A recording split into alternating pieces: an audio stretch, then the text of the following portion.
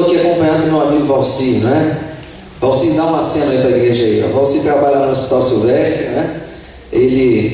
Hoje ele nos abençoou, na verdade. Ele não sabia disso, mas ele nos abençoou, né? Durante toda a semana nós viemos aqui de metrô, né? Eu moro ali pertinho praticamente da estação de Botafogo, então eu pegava o metrô lá e descia aqui, né? Eu e minha esposa, todas as noites. E aí hoje à tarde o Valci falou assim: pastor, o senhor ainda está indo fazer semana lá em colégio? Eu disse: estou. Posso me convidar para ir com o senhor? Eu disse: pode. E aí eu perguntei assim: você vai de metrô com a gente? Eu disse: não, eu vou de carro, vou levar vocês. Eu disse: então fechou. Né? Então foi bênção. E aí nós tivemos a oportunidade de ver juntos, né? Pegamos algum trânsito aí, mas conseguimos chegar a tempo. E estou feliz com o teu Valci. Valci trabalha lá, é o contador lá do Hospital Silvestre, né? E é muito bom tê-lo aqui também, é um amigo nosso. Deixa eu perguntar para vocês: quem aqui gosta de receber presente? Levanta a mão aí. Com sinceridade, viu? Isso. Baixa a mão aí. Quem aqui gosta mais de dar presente do que de receber? Aqui fica mais feliz em dar do que receber. Você fica mais feliz em dar do que receber. É isso mesmo?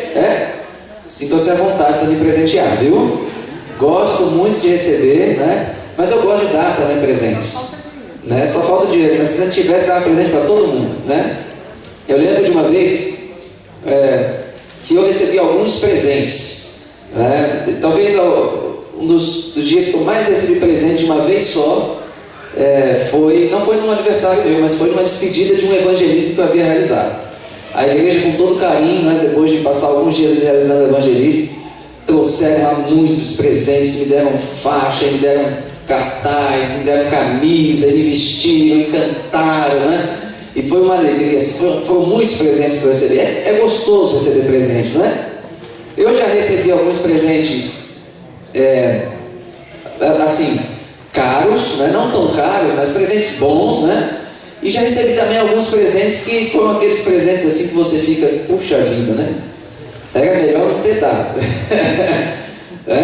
Essa semana eu recebi bons presentes aqui, viu? Já recebi alguns, assim, lembranças, né? Eu até agradeço, eu recebi frutas, bolo, olha que maravilha, eu fiquei feliz da vida. Eu até perguntei se não podia estender a semana mais uns 15 dias assim para frente, sabe? Para a gente poder ir falando aqui e só recebendo presente. Olha que bênção, né? Mas deixa eu perguntar para vocês, temos algumas pessoas aqui, deixa eu perguntar a alguém aqui. Quem é que recebeu, você aí, que estava aqui no louvor, deixa eu perguntar para você. Já recebeu um presente caro? Qual foi o presente, você pode falar? Celular. Um celular é um presente caro, né? Você ficou feliz? Muito feliz. E você já recebeu um presente assim, barato? Aquele assim que você olhou e falou assim: isso aqui é... Já. O que foi? Foi uma caneta, não? Você lembra? Já ganhei uma caneta. Já ganhou caneta também, né? A maioria das vezes ganha barato, não é? Quem é que ganhou um presente estranho assim? Você, puxa, por que eu ganhei esse presente? Alguém já ganhou um presente estranho? Já? O que foi que você ganhou?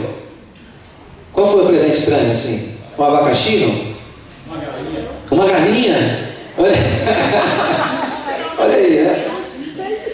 Alguém mais ganhou algum presente estranho assim? Já? Não? A gente gosta de ganhar presente, né? E se eu perguntar para você assim, se é mais legal ganhar um presente caro ou um presente barato? Talvez você vai dizer assim: não importa tanto assim o presente, o que importa é o valor que está por detrás do presente, daquela ação. Mas nós gostamos de ganhar presente, sim ou não? Sim. Eu lembro que um presente que eu ganhei assim, que foi bem assim, barato, foi, geralmente a gente ganha amigo oculto, né? Amigo oculto é um negócio assim fantástico. Você bota um preço, né? Uma coisa assim fantástica, né? Um valor assim de R$5, né? E você tem que dar presentes de R$5 para cima, né? E sempre tem gente que compra de R$5, né? Eu participei de um que era de R$10. E aí eu ganhei um presente. E quando eu abri o presente era um porquinho, um cofrinho daqueles porquinhos de plástico, sabe? Só que o sujeito que me deu o presente me deu com tanto capricho que ele esqueceu de tirar a etiqueta. Estava assim, R$9,90 no porquinho. Veio com o presente. Eu falei assim: olha só, o amigo oculto era de R$10. Eu falei assim: pois é, eu te dei um de R$9,90 e puxou 10 centavos e colocou, pronto, R$10, já inaugurei o seu presente. Parece genial, brilhante. Mas são presentes que a gente recebe. Por que eu estou falando de presente? Porque eu gosto de receber presentes e eu gosto de entender que o presente é algo que a gente recebe sem esperar receber, não é? Ou sem merecer às vezes, né? Porque tudo aquilo que a gente recebe a gente não merece. E eu gosto da palavra graça como uma definição de presente. Por quê? Se você for analisar, a palavra graça, ela é um substantivo feminino, né? Oriundo do termo em latim gratia, que significa benevolência, mercê, estima, não é? Ou um favor que se dispensa ou que se recebe. Agora veja bem, eu gosto da definição da palavra graça como sendo um presente. Graça é um presente. Por quê? Porque é uma concessão de bondade. Olha, muito obrigado, não é? Eu fui agraciado com algo. É uma concessão de bondade a alguém que não tinha direito. Porque se nós formos analisar o que nós merecemos por direito, o que todos nós aqui merecemos? Vamos ler o primeiro texto dessa noite, que está aqui em Romanos, no capítulo 6, no verso 23. Romanos 6, verso 23. Só a primeira parte desse verso. Olha o que nós merecemos por direito aqui, ó. Romanos 6, 23. Porque o salário do pecado é o quê? A morte. Ou seja, então, por direito, eu mereço a morte. O que é salário? Salário é pagamento, não é? Salário é recompensa, remuneração pelo serviço prestado. Vamos supor que eu trabalho o mês inteiro e no final do mês eu recebo ali o meu salário, o meu pagamento. Eu tenho a obrigação de chegar lá no meu chefe e falar assim: olha, muito obrigado, o Senhor foi muito bondoso comigo, porque o Senhor depositou o meu pagamento. Olha, muito obrigado, o Senhor tem uma bondade muito grande, tem um coração bondoso. Eu preciso fazer isso com ele? Sim ou não? Por que não? Porque ele não fez nada além do que a obrigação dele, não é? Porque eu trabalhei e mereço aquilo, é uma recompensa, é um salário. Aquilo ali eu estou recebendo como fruto do meu trabalho. Mas a Bíblia está dizendo que como salário ou recompensa, o que eu mereço, nesse texto aqui do apóstolo Paulo, é justamente a morte. Porque todos nós somos o quê? Pecadores. Então, se todos nós somos pecadores, como recompensa merecemos a morte. Em 1 Reis capítulo 8, verso 46, você não precisa abrir, mas lá está escrito assim: não há homem que não peque. Em Isaías 53, verso 6, diz que todos nós andávamos desgarrados como ovelhas. Se você for ler no Salmo 14, no verso 3, não há homem que faça o bem, não há nenhum sequer. Romanos capítulo 3, verso 23, todos pecaram e carecem da glória de... Então a recompensa da humanidade qual que é? A morte. Que boas novas eu trouxe para vocês nessa noite, sim ou não? Imagina aí, eu vim trazer para você a seguinte notícia: você vai morrer. Curioso isso, mas é o que a Bíblia está dizendo. Agora, o que diz a segunda parte de Romanos 6, 23? Diz assim: mas o dom gratuito de Deus, ou o dom da graça de Deus, é a vida eterna em Cristo Jesus, o nosso Senhor. Ou seja, o dom da graça. E o que é graça então? Graça é a vida eterna.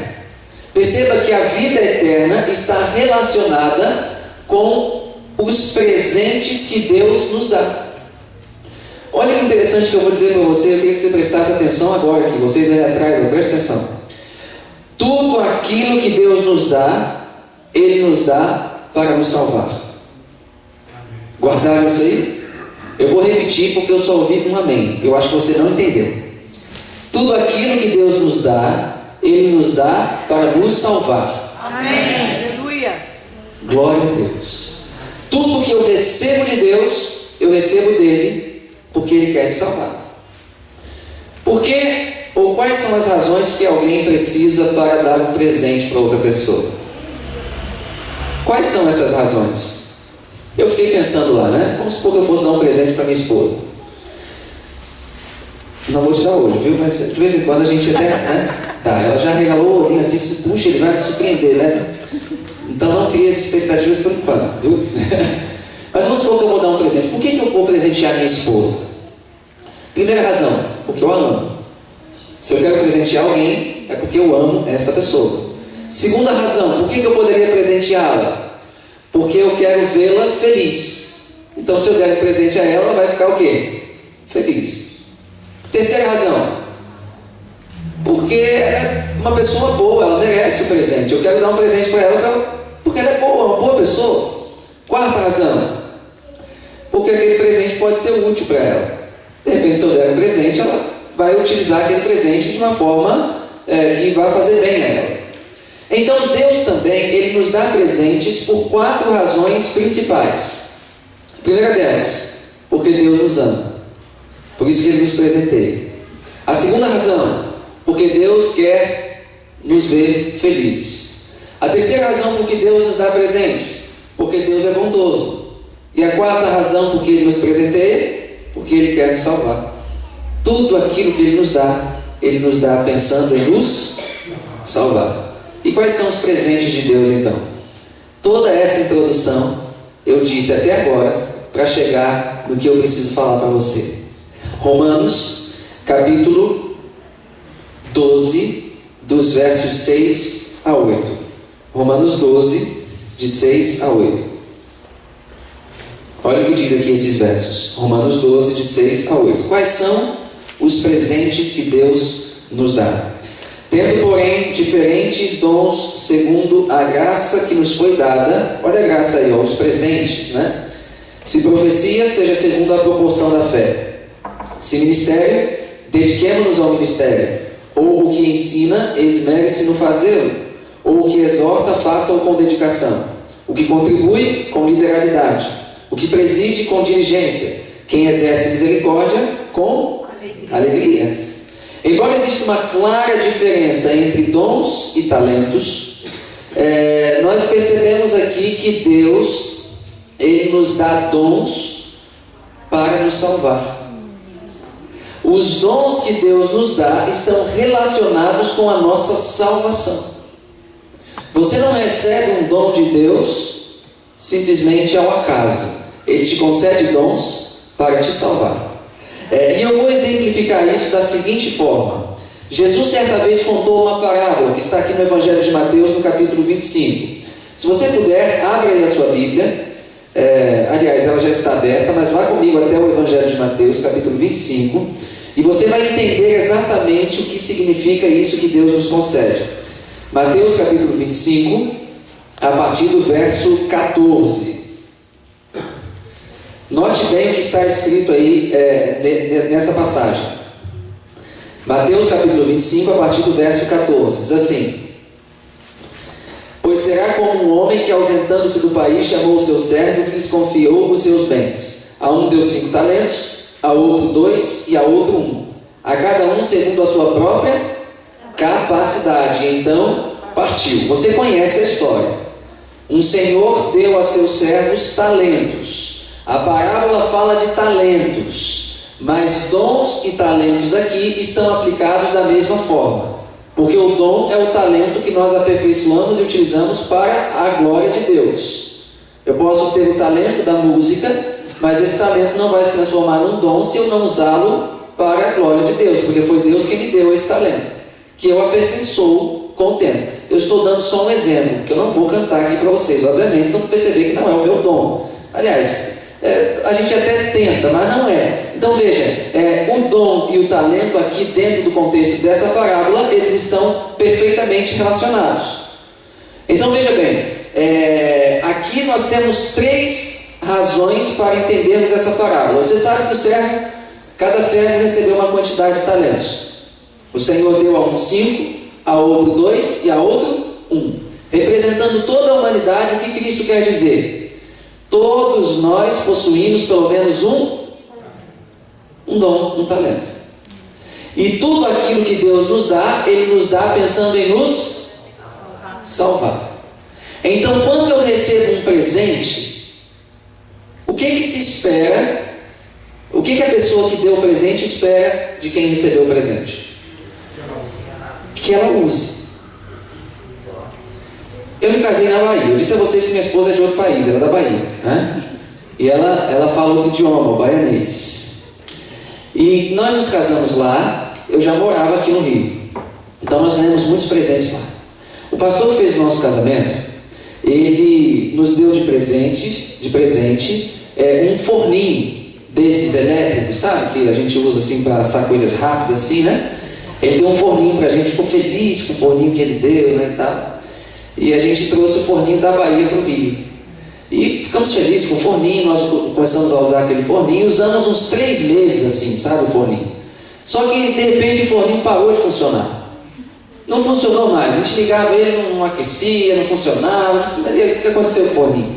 O negócio tinha sido comprado na Bahia, a gente não conseguia levar lá, não tinha garantia, assistência e tal. Eu disse, deixa o forninho aí, né? Aí ficou o forninho lá um tempo, só falou o seguinte: vamos guardar o forninho porque não está funcionando, depois a gente vê o que faz, manda arrumar depois, né? Só que a gente se casou em junho, e quando foi lá para o final do ano, nós recebemos uma mensagem do pastor que fez o nosso casamento. Ele falou assim: como é que vocês estão?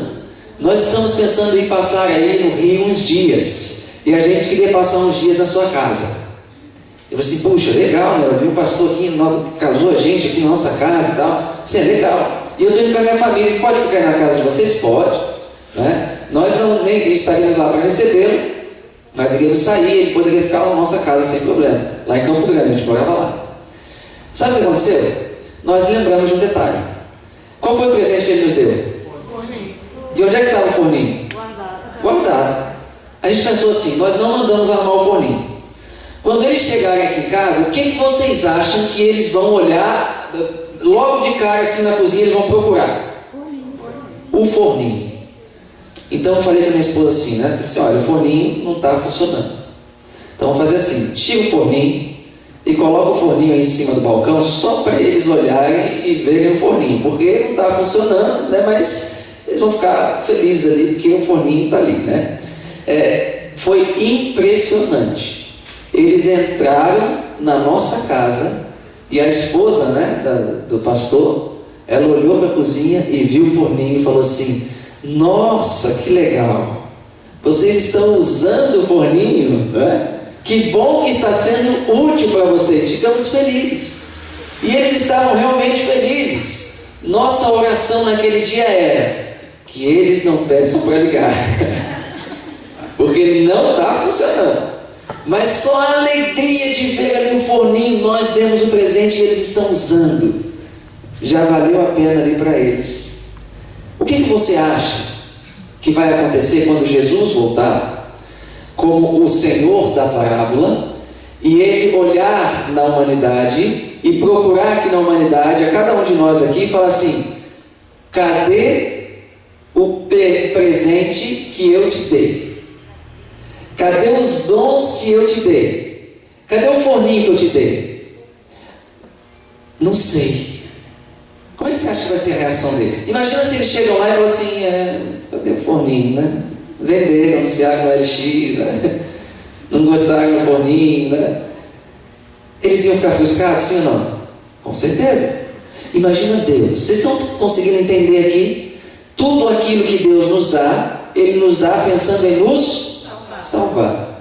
E quando Ele voltar, a parábola diz, ou usa o termo para o acerto de contas, ajuste de contas aqui é o mesmo que juízo final. Quando Ele voltar, Ele vai querer saber o que vocês fizeram com aquilo que eu te dei, os dons que eu te dei. Se eu entendo que cada um de nós possui pelo menos um dom, eu olho aqui para essa multidão que está aqui hoje e eu vejo pessoas com vários dons. Alguns aqui são servos de 5 talentos. Não tem apenas um dom, tem 2, 3, 4, 5, 6, 7, 8, 10 dons. Alguns aqui já não tem tantos dons assim, mas pelo menos um dom tem. Pelo menos um tem. E Deus te deu esse dom para que você o use, porque Ele quer salvar você. Os dons que Deus nos dá estão relacionados com a nossa salvação. Se eu não uso o meu dom, o que acontece comigo? O que diz aqui o restante da parábola? Diz assim, verso 24 do capítulo 25 de Mateus. Chegando por fim, que receberam 1 talento, disse: Senhor, sabendo que és homem severo, que ceifas onde não semeastes e ajunta onde não espalhaste, receoso escondi na terra o teu talento, aqui tens o que é teu. Respondeu-lhe, porém, o Senhor: servo mau e negligente, sabias que ceifo onde não semeei e ajunto onde não espalhei. Cumpria, portanto, que entregasse o meu dinheiro aos banqueiros, e eu, ao voltar, receberia com juros o que é meu. Tirai-lhe, pois, o talento e dai ao que tem 10, porque a todo o que tem se lhe dará, e terá em abundância. Mas ao que não tem, até o que tem, lhe será tirado. Mas o verso 30 é o pior, que diz assim, e o servo inútil, lançai-o para fora, nas trevas, ali haverá choro e ranger de dentes. O que acontece com aqueles que recebem presentes de Deus e não usam? São lançados fora. Será que eu estou falando nessa noite para alguém que tem dons, mas por alguma razão não está usando esses dons? Será que tem gente aqui hoje que precisa colocar a mãozinha na consciência e pensar assim: foi Deus que me deu o dom e eu não estou usando? E se Jesus volta hoje? Pastor, Jesus não vai voltar, escatologicamente falando. A gente sabe que ainda faltam algumas coisas acontecerem. Eu conheço as profecias, eu conheço a escatologia, eu estudei e tal, beleza, tá bom. Talvez ele não volte hoje, como diz o livro do Apocalipse, todo olho vendo daquela forma, mas ele volte para você. E aí? É um ajuste de contas, é um abrir e fechar de olhos. Será que tem alguém aqui hoje que por alguma razão escolheu dizer assim: esse ano eu quero descansar? Você conhece gente assim? Acho que aqui nessa igreja não tem isso não, mas assim, em outros países tem, viu? Em outros países, em outras igrejas, acontece muito isso assim. A pessoa chamar assim: olha, eu preciso de você para me ajudar nisso aqui, não é? E aí a pessoa fala assim: não, esse ano não, que eu já fiz muito e eu estou cansado, esse ano eu quero só descansar. Aqui não acontece, no Brasil não muito, mas aí fora acontece, né? Por quê? A gente tem que orar muito para Jesus não voltar nesse ano então, né? Porque de acordo com a Bíblia aqui, quando ele voltar, ele vai querer saber: cadê os dons que eu te dei? Cadê os presentes que eu te dei? Como é que se define dom espiritual? Qual é a definição desse dom? Você vai encontrar a definição de dons espirituais de diversas formas, mas todas elas estão relacionadas com a edificação da igreja. Todas as formas de dons espirituais estão relacionadas com a edificação da igreja. Por exemplo, eu vou dar aqui pelo menos 2 definições. David Confield, ele define dom espiritual da seguinte forma: dom espiritual é uma dádiva dada pelo Espírito Santo para a edificação espiritual, resultando no crescimento do corpo de Cristo e na glória de Deus. Vou citar uma segunda definição. Christian Schwartz: um dom espiritual é uma habilidade especial que o Espírito Santo dá a cada membro do corpo de Cristo, de acordo com a graça de Deus, para ser usada na edificação da igreja. Peter Wagner, mais uma definição: dom espiritual é um atributo especial dado pelo Espírito Santo a cada membro do corpo de Cristo, de acordo com a graça divina, para ser usado dentro do contexto do corpo. Eu estou dando vários autores e todos eles dizem coisas em comum. Quais são? É um dom que o Espírito Santo dá. E para que razão? Para a edificação da igreja. Pastor, às vezes a igreja não está tão edificada, tão forte assim. Por que não está tanto assim? Porque não estão usando os dons. Só quando utilizarmos os dons que Deus nos dá, a igreja se torna forte, saudável. E eu preciso encontrar o meu lugar dentro da igreja, porque eu recebi um presente de Deus. E eu preciso saber aonde eu vou me encaixar dentro desse corpo. Aristóteles, filósofo do século IV, ele definia a humanidade, ou as situações da vida como onde cada parte do cosmos, no caso do mundo, possui o seu lugar natural. Ele chama de lugar natural aquilo que você tem que encontrar o teu lugar.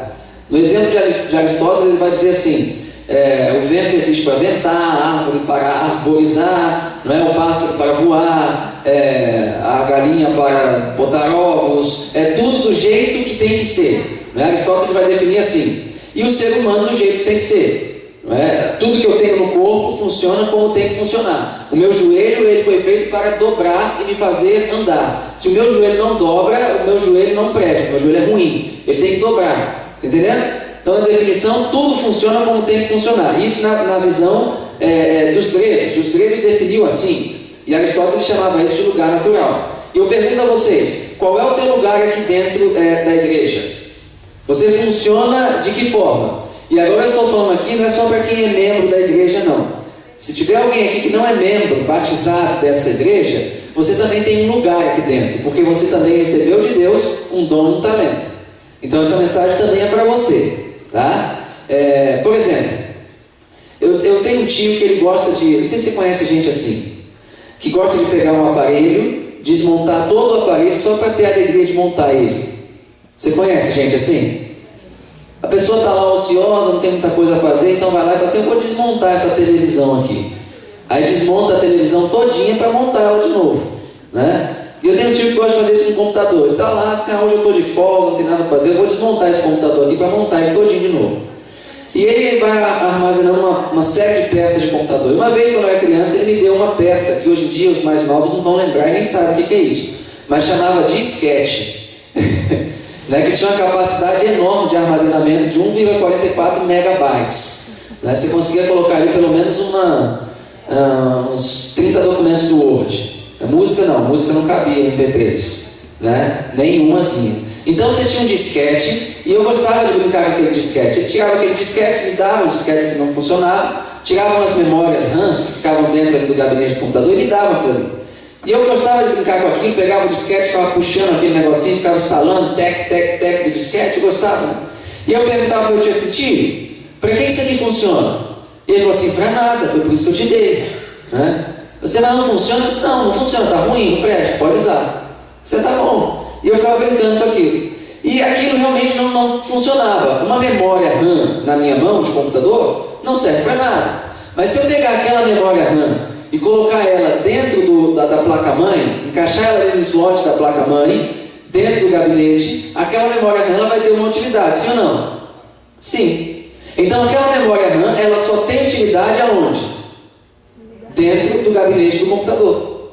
O que é o gabinete do computador? O gabinete do computador é a Terra, é o cosmos, é o que Aristóteles chamou de cosmos. E o que é a memória RAM? A memória RAM sou eu. Se eu não me encaixar nesse cosmos, eu não vou ser feliz.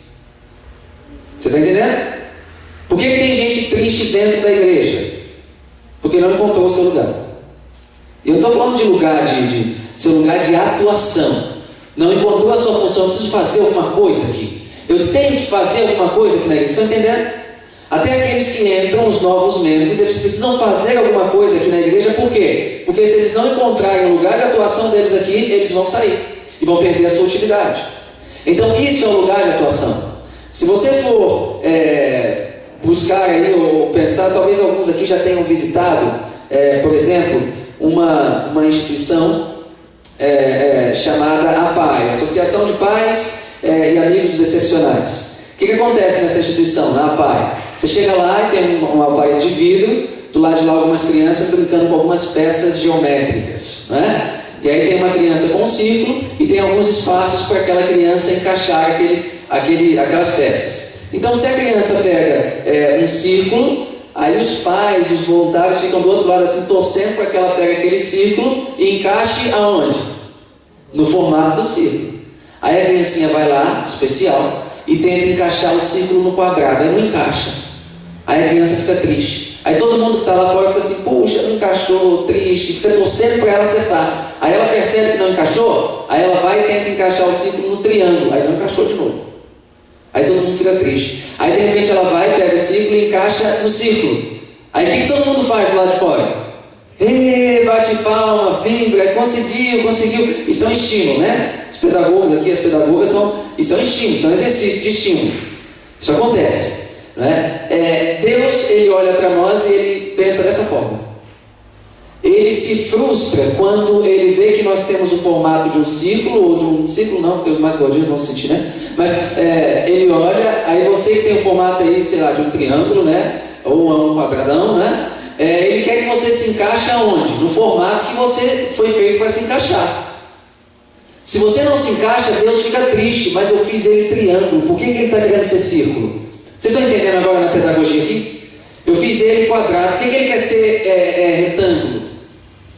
E aí não funciona. Lembra do Romário? Lembra do Romário? Romário jogava em que posição?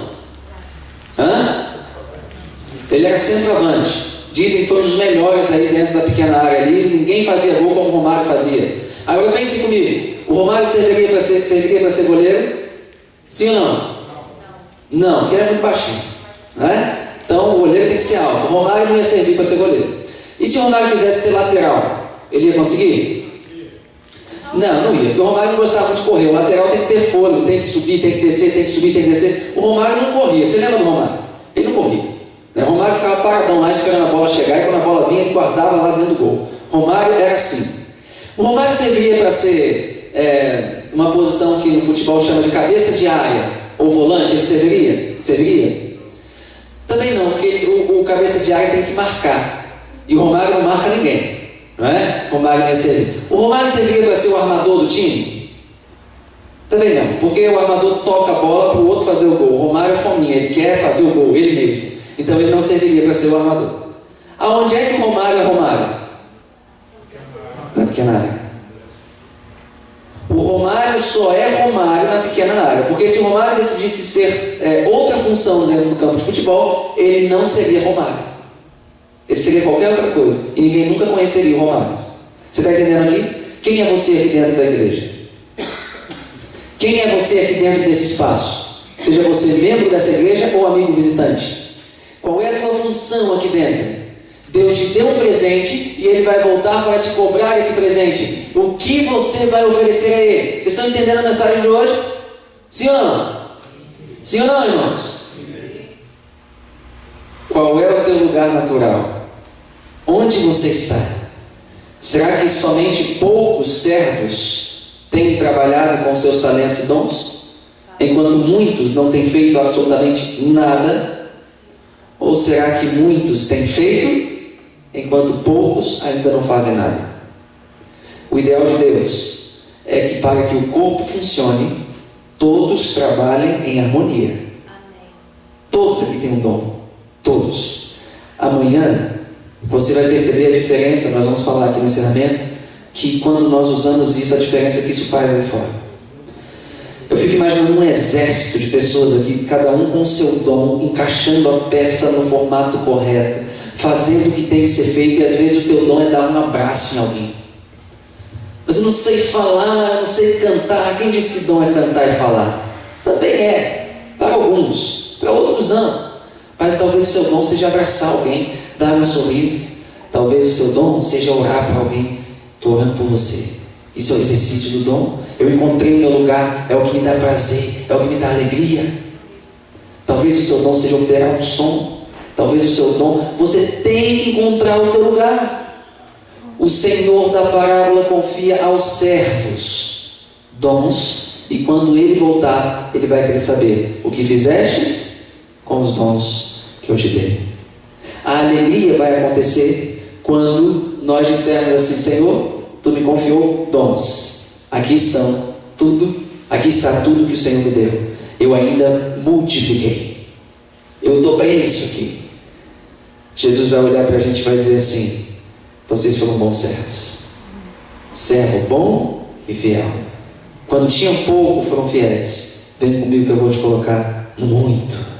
Eu vou te salvar. Tudo aquilo que Deus nos dá, Ele nos dá para nos salvar. Quando eu deixo de usar o meu dom, eu estou rejeitando a salvação que Deus está me dando. Entendeu isso aqui? Se eu estou falando para alguém aqui que não tem feito nada, não tem exercido nada, não estou falando de cargo na igreja não, tá, irmãos? Não tem nada a ver com cargo não. Outro dia veio uma irmãzinha no final de um culto para mim e falou assim: pastor, eu até quero usar meus dons, mas não me deixam. Por isso, quem não deixa é a senhora mesmo. A senhora não precisa de ninguém para usar seus dons.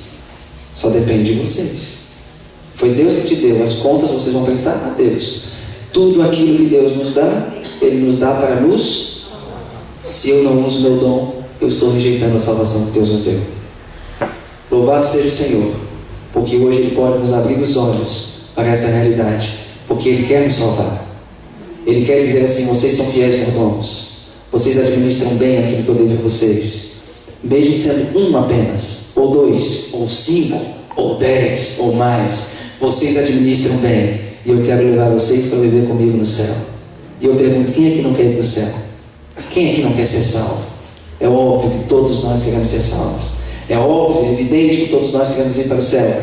Então encontre o seu lugar de atuação, e Deus vai abençoar a tua vida, e Deus vai salvar você. Amém. Nós vamos ter mais uma música agora. Eu gostaria de concluir com um apelo. Talvez essa mensagem não tenha sido para todas as pessoas aqui, mas talvez tenha sido para alguns aqui. Eu tenho certeza que alguém nessa noite precisa pensar no que foi dito aqui. E eu gostaria que, enquanto essa música for cantada, você conversasse com Deus aí. Você sabe da sua situação, você sabe como está diante de Deus. Esse é o momento que você pode derrubar a sua máscara aí de bonzinho, de bom cristão. Estou aqui na igreja, estou acumulando pontos contigo. Não, isso aí Deus não interessa para Deus. Não existe diferença nenhuma entre você que está aqui e alguém que está lá fora se prostituindo, se drogando. Não tem nenhuma diferença. Ele tem a mesma chance de salvação que você tem aqui. Isso aqui está aqui hoje não significa nada no que se refere à salvação. Mas a salvação é apenas um aspecto da graça de Deus. Então a graça de Deus ela ainda está alcançável a todas as pessoas. Hoje nós estamos apenas apresentando os aspectos da salvação que já recebemos de Jesus, e é por isso que estamos aqui, porque Jesus já nos salvou, e ainda tem muitos outros que quer salvar. Eu queria que você, nesse momento, enquanto essa música for cantada, pensasse, conversasse com Deus, abrindo o coração e dizendo: Senhor, eu tenho muito a dar, eu tenho muito a oferecer. Até hoje eu tenho sido um joelho que não dobra, até hoje eu tenho sido um vento que não venta, até hoje eu tenho sido um romário fora da área. Mas, Senhor, me ajuda a ser vento que venta, me ajuda a ser joelho que dobra, me ajuda a encontrar o meu lugar natural, e Deus vai te abençoar. Enquanto esse louvor for cantando, que você faça essa oração ao Senhor, e ao final se coloque em pé, e nós vamos juntos encerrar com uma oração.